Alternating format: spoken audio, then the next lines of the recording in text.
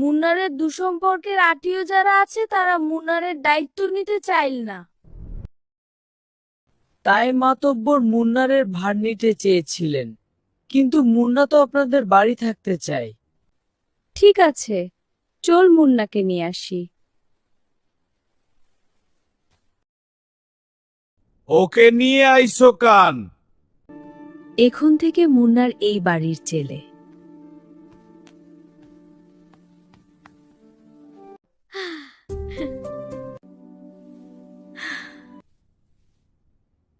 আমি এই বাড়িতে থাকবাম না, গেলাম আমি। তোর যা মন চায় তাই কর।